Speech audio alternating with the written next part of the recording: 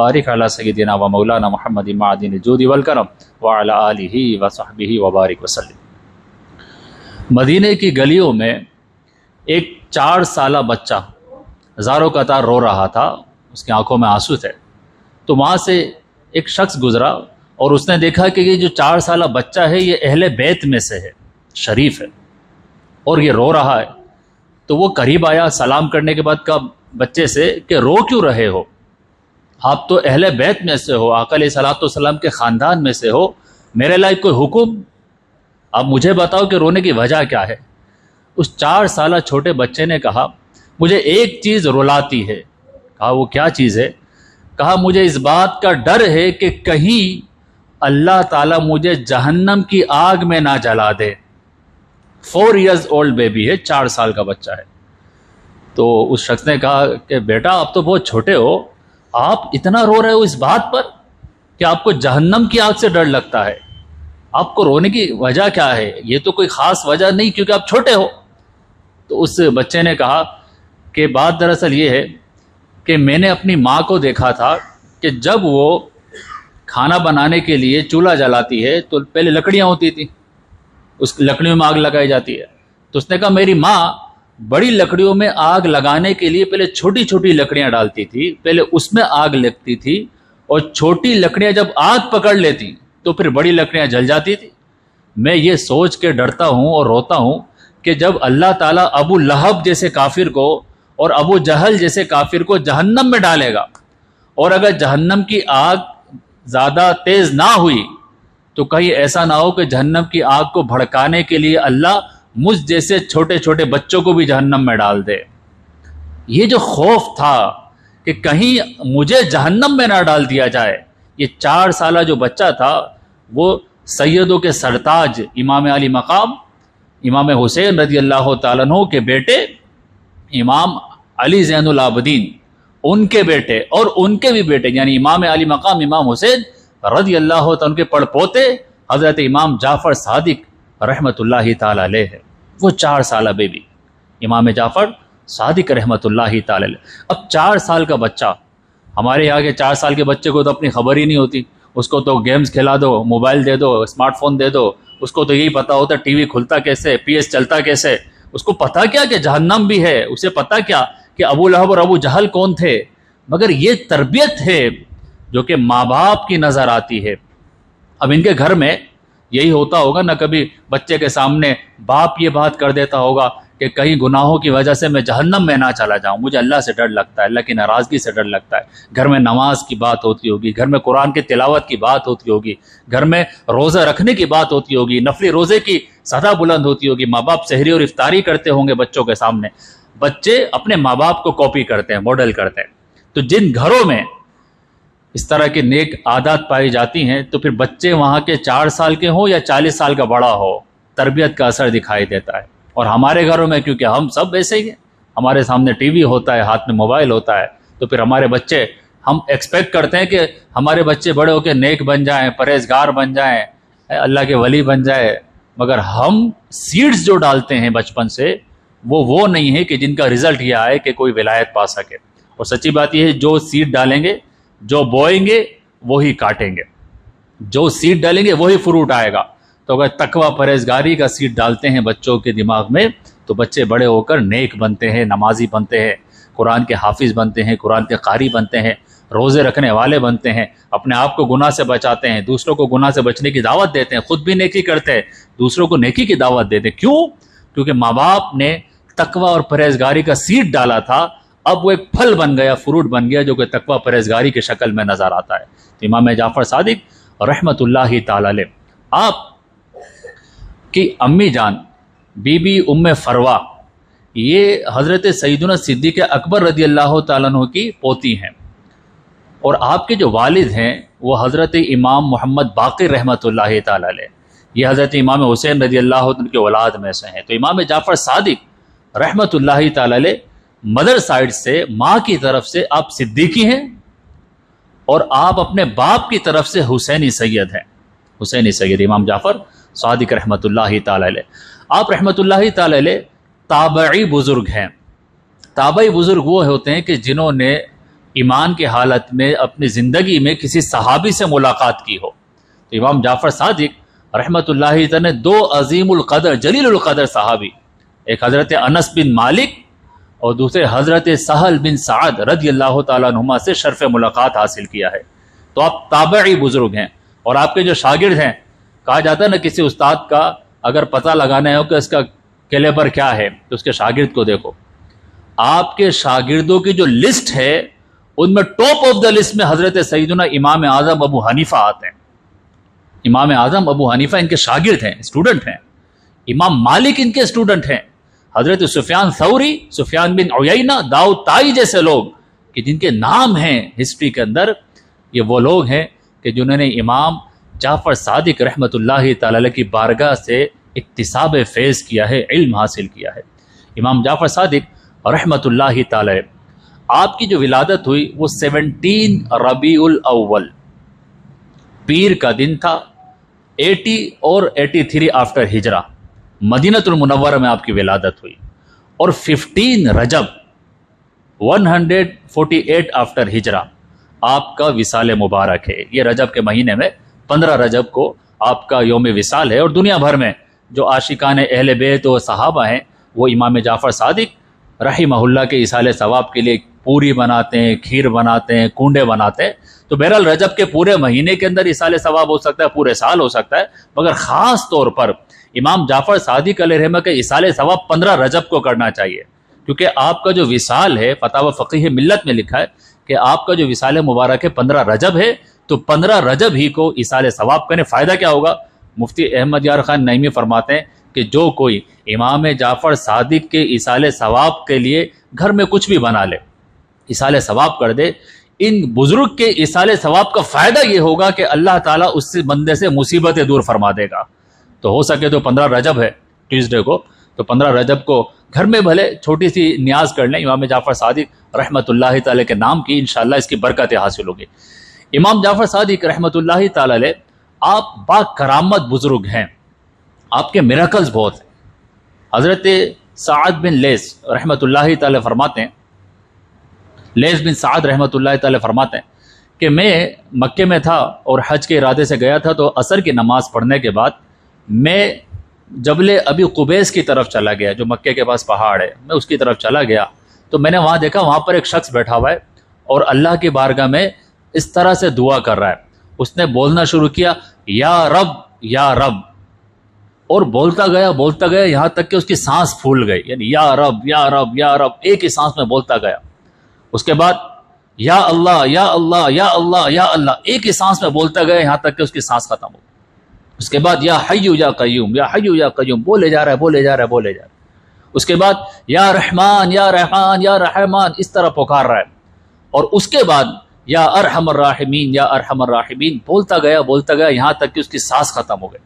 اس کے بعد اس شخص نے یوں ہاتھ اٹھائے اور اللہ سے دعا کی، یا اللہ مجھے گریپس کھانے ہیں، مجھے انگور کھانے کا من ہو رہا ہے، اور میرے کپڑے پھٹ چکے ہیں، مجھے نئی چادر دے دے. وہ جو شخص تھے حضرت سعد بن لیث بن سعد، یہ کہتے ہیں کہ اس نے دعا جیسے ہی مکمل کی، اچانک ایک ٹوکری تھی اس کے اندر گریپس آ جاتے ہیں، انگور آ جاتے ہیں، اور ساتھ ہی 2 چادریں بھی آ جاتی ہیں. تو آپ فرماتے ہیں کہ وہ حضرت جب کھانا شروع کرتے ہیں، گریپس انگور کھانا شروع کیا، تو میں نے ان سے کہا کہ مجھے بھی کھلائیں، کیونکہ آپ نے دعا کی تھی، میں نے آمین کہا تھا، تو میرا بھی حصہ بنتا ہے اس کے اندر.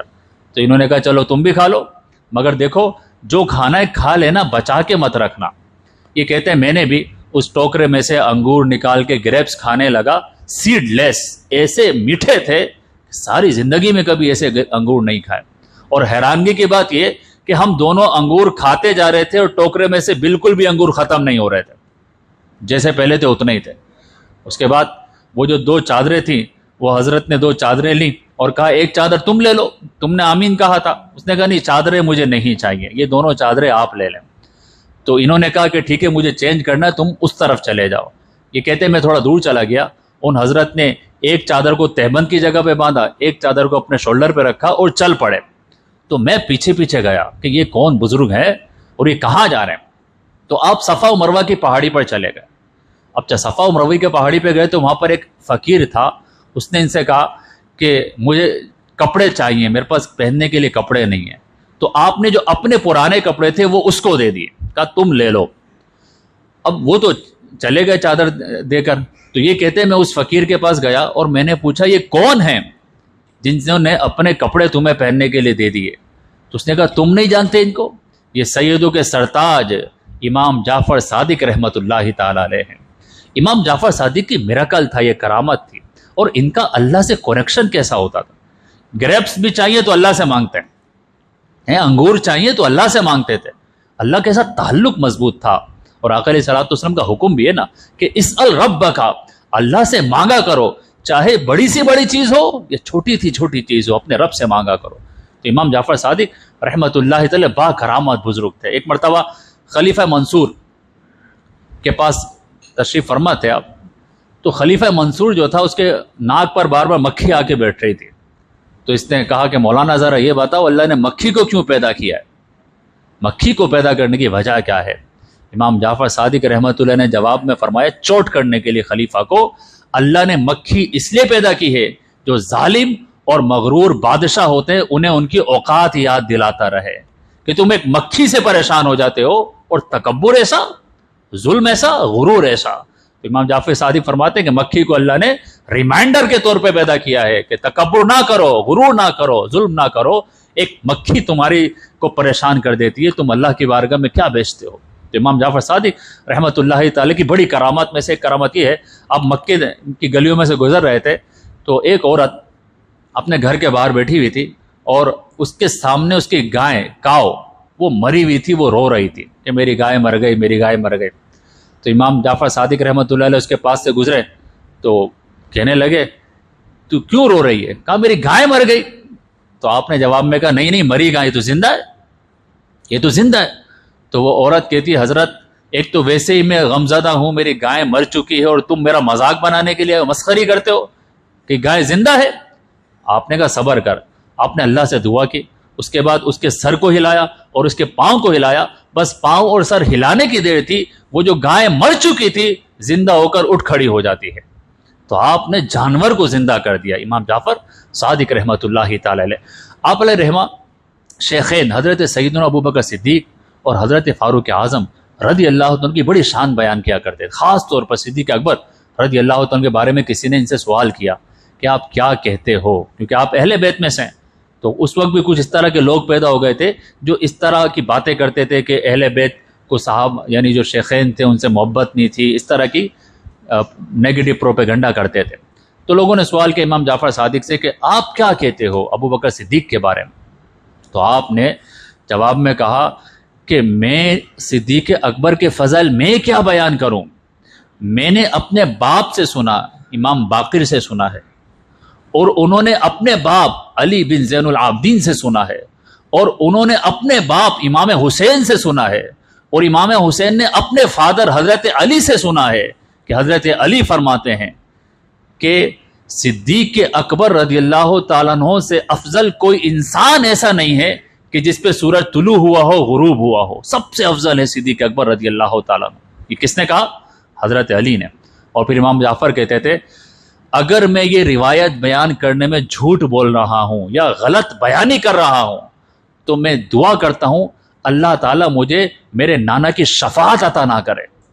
ایسا جلال میں کہا کرتے تھے صدیق اکبر کی فضائل بیان کر رہے ہیں کہ اگر میں نے یہ روایت غلط بیان کی ہے تو مجھے میرے نانا کی شفاعت حاصل دلاؤ۔ اور پھر کہتے کہ میں صدیق اکبر کے فضائل کیوں نہ بیان کروں، میں تو خود قیامت کے دن ان کی شفاعت کا طلبگار ہوں کہ آپ میری سفارش کر دیں، آپ میری شفاعت کر دیں۔ تو یہ اہل بیت کی محبت ہے حضرت صدیق اکبر سے، حضرت فاروق اعظم سے۔ اور فاروق اعظم رضی اللہ تعالیٰ اور صدیق اکبر کے بارے میں فرماتے تھے کہ صدیق اکبر تو وہ اللہ کے نیک بندے ہیں کہ اکثر ان کی زبان پر لا الہ الا اللہ جاری رہتا تھا، لا الہ الا اللہ۔ اور فاروق اعظم اکثر و بیشتر اللہ اکبر کہا کرتے تھے۔ ایک مرتبہ کسی نے ان دونوں کے بارے میں پوچھا کہ آپ کیا کہتے ہیں ابو بکر اور حضرت عمر فاروق رضی اللہ تعالیٰ عنہما کے بارے میں؟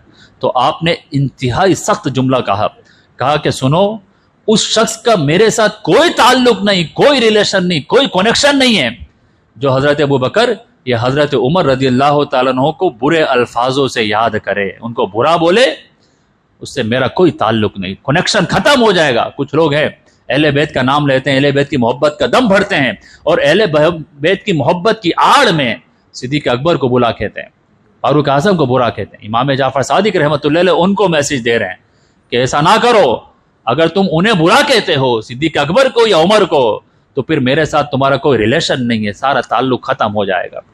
امام جعفر صادق رحمۃ اللہ تعالی علیہ، آپ کو اللہ سے محبت تو تھی مگر خوف بھی بڑا رکھتے تھے اپنے دل میں، خاص طور پر خوف خدا کو ریفریش کرنے کے لیے آپ کی یہ عادت تھی کہ آپ اکثر و بیشتر رات کے وقت قبرستان چلے جاتے تھے۔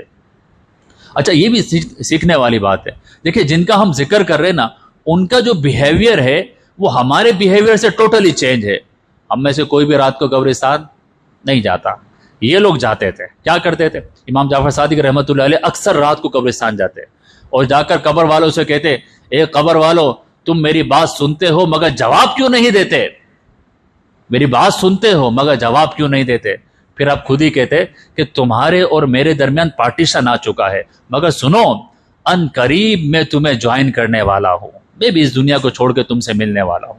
اور یہ آپ پوری رات قبرستان میں گزارتے، یہاں تک کہ جب اذان فجر ہوتی تو پھر مسجد میں آ کے فجر کی نماز ادا کرتے تھے۔ یہ ریمائنڈ کرواتے رہتے تھے اپنے آپ کو کہ ایک دن یہ دنیا چھوڑ کے چلے جانا ہے۔ امام مالک رحمۃ اللہ تعالی علیہ، آپ امام جعفر صادق رحمۃ اللہ علیہ کی بارگاہ میں کافی عرصے تک رہے، کہتے میں کافی آتا جاتا تھا، آپ سے سیکھا کرتا تھا، مگر میں جب بھی گیا میں نے امام جعفر صادق کو 3 عبادتوں میں سے کسی ایک عبادت میں بیزی دیکھا۔ کہتے میں جب بھی گیا امام جعفر صادق کو دیکھا یا تو نماز پڑھ رہے، یا قرآن کی تلاوت کر رہے ہیں، یا نفلی روزہ رکھے ہوئے ہیں۔ امام مالک فرما رہے ہیں کہ آپ یہ 3 عبادتوں میں بیزی ہوتے تھے، قرآن کی تلاوت، نفل نماز یا نفلی روزہ۔ اور آپ کی عادات بڑی پیاری تھی، آپ کے بارے میں ملتا ہے کہ آپ بڑے مسکرانے والے تابعی بزرگ تھے، ان کے چہرہ اسمائلنگ فیس تھا، لوگ ان کے پاس بیٹھتے ان کو مزہ آتا تھا، مگر جب آقا علیہ السلام کا نام لیتے تو رسپیکٹ کی وجہ سے آپ کے چہرے کا کلر چینج ہو جاتا، زرد رنگ ہو جاتا کہ میں اپنے نانا جان کا نام لے رہا ہوں۔ کبھی بھی ساری زندگی بغیر وضو کے حدیث کو بیان نہیں کیا، یعنی آقا علیہ السلام کا نام بھی لیتے تھے تو با وضو ہوا کرتے تھے، اکثر قرآن کی تلاوت کر رہے، اکثر نفلی روزہ رکھ رہے ہیں، اکثر نفل نماز پڑھ رہے، یہی آپ کے معمولات ہوا کرتے تھے، یہی آپ معمولات۔ ساری زندگی اللہ سبحانہ و تعالیٰ کی یاد میں گزاری، ساری زندگی آقا علیہ الصلوۃ والسلام کی سنت اور اس پر عمل کرنے کی اور دوسروں کو دعوت دیتے ہوئے گزاری۔ آپ علیہ رحمہ فرمایا کرتے تھے کہ اگر تم چاہتے ہو کہ اللہ نے جو تمہیں نعمت دی ہے وہ تمہارے پاس رہے، ہمیشگی کے ساتھ اس نعمت کے ساتھ رہو، تو آپ فرماتے تھے کہ اللہ کا زیادہ شکر ادا کیا کرو۔ یہ آپ کا ایک پرنسپل تھا کہ جو نعمت ملی ہے وہ چھن سکتی ہے، زوال نعمت ہوتا ہے۔ بہت سارے لوگ ہوتے ہیں اللہ نے بڑا مال سے نوازا، دھڑام کر کے نیچے بزنس آ گیا، ختم۔ اللہ نے بڑی صحت سے نوازا، ایک دم معمولی سی بیماری لگی اور کرونک ڈیزیز بن گئی، صحت تباہ ہو جاتی ہے۔ اللہ نے بہت ساری نعمتوں سے نوازا ہوتا ہے مگر وہ چھن جاتی ہیں، ختم ہو جاتی ہیں۔ امام جعفر صادق ایک طریقہ بتا رہے، اسٹریٹجی دے رہے ہیں کہ نعمت ملی ہے اور چاہتے ہو کہ تم سے نہ چھنے تو اس نعمت پر اللہ کا زیادہ شکر ادا کیا کرو، تو شکر کرنے سے نعمت باقی رہتی ہے۔ پھر آپ فرمایا کرتے تھے کہ اگر تمہیں چاہیے روزی بڑھ جائے، اور اب میں سے ہر ایک کو چاہیے ہوتا ہے کہ پیسہ بڑھ جائے، انکم بڑھ جائے، تو امام جعفر صادق کا فارمولا بتاؤں۔ آپ فرماتے ہیں کہ اگر تمہیں چاہیے کہ تمہاری روزی بڑھ جائے تو صدقہ زیادہ کیا کرو۔ ہمارے یہاں اپوزٹ ہے، ہم سمجھتے ہیں کہ روزی بڑھے گی تو صدقہ کریں گے، امام جعفر صادق اپوزٹ فرما رہے ہیں، آپ فرما رہے صدقہ پہلے کرو، روزی پھر بڑھے گی۔ اور پھر آپ فرمایا کرتے تھے کہ اگر مال کو پروٹیکٹ کرنا چاہتے ہو، حفاظت کرنا چاہتے ہو، تو پھر زکوٰۃ پوری دیا کرو۔ تو مال بڑھتا صدقہ کرنے سے ہے اور مال محفوظ رہتا ہے زکوٰۃ کی ادائیگی سے۔ پھر آپ فرماتے تھے کہ اگر کسی کو رچ بننا ہے، پیسے والا بننا ہے، تو آپ فرماتے تھے کہ اگر کوئی غنی ہونا چاہتا ہے، رچ ہونا چاہتا ہے، پیسے والا بننا چاہتا ہے، تو اس کو چاہیے کہ ماڈریٹ لائف میں، ماڈریٹ وے میں اپنی لائف جیا کرے، میانہ روی کرے، نہ بہت زیادہ لگژری لائف اسٹائل دکھائے اور نہ بالکل لو۔ جتنی اس کی استطاعت ہے، جتنی چادر ہے اتنے پاؤں پھیلائے، وہ یقیناً بہت جلد پیسے والا ہو جائے گا۔ اللہ سبحانہ و تعالیٰ کی بارگاہ میں دعا ہے کہ امام جعفر صادق رحمۃ اللہ تعالیٰ کے مزار پر کروڑا رحمتوں کا نزول فرمائے اور آپ کی سیرت اور آپ کی تعلیمات پر عمل کرنے کی توفیق عطا فرمائے۔ اللہم اجعلنا من الذین یستمعون القول فیتبعون احسنہ وما علینا الا